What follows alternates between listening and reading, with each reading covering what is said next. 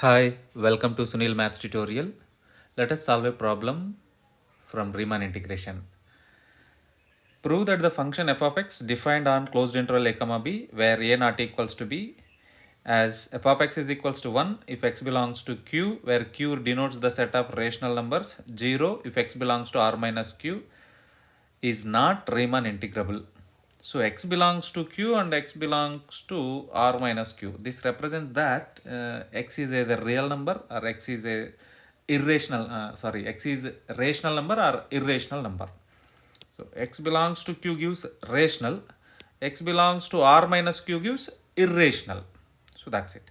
But remember that whenever x is rational, we get 1. Whenever x is irrational, we get f of x is 0. So it is also similar to previous problem. So I write the same. Given that f of x is equals to 1 if x belongs to q, 0 if x belongs to r minus q.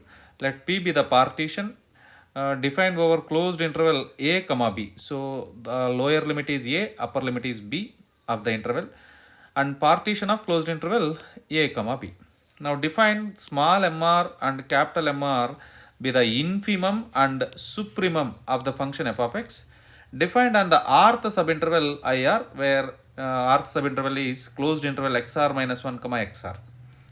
Now obviously small mr, the infimum of the function becomes 0 because the interval, and capital Mr is supremum of the function over the rth subinterval becomes 1.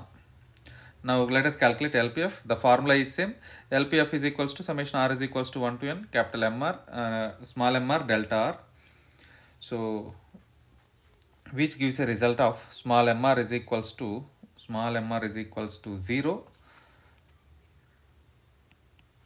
summation r is equals to 1 to n 0 delta r. This gives completely 0. So LPF of the function is 0. Delta r is nothing but length of the interval b minus a. We are choosing the interval is closed interval a comma b. So the length of the interval is b minus a. And capital Mr is 1. Now UPF is equals to summation over r is equals to 1 to n capital Mr delta r, which gives a result of summation over r is equals to 1 to n delta r because capital Mr is equals to 1. So this gives a result of b minus a. So now we have two values, LPF is 0 and UPF is b minus a. Now calculate the lower and upper Riemann integrals. The lower Riemann integral is integral a bar to b f of x dx is equals to supremum of LPF. Supremum of LPF. So supremum of LPF is nothing but actually LPF is 0. So supremum of LPF is also 0. Now the upper Riemann integral, integral a to b bar f of x dx is equals to infimum of UPF. Again here our UPF is b minus a, so simply you get b minus a. Lower Riemann integral is 0. Lower Riemann integral is 0.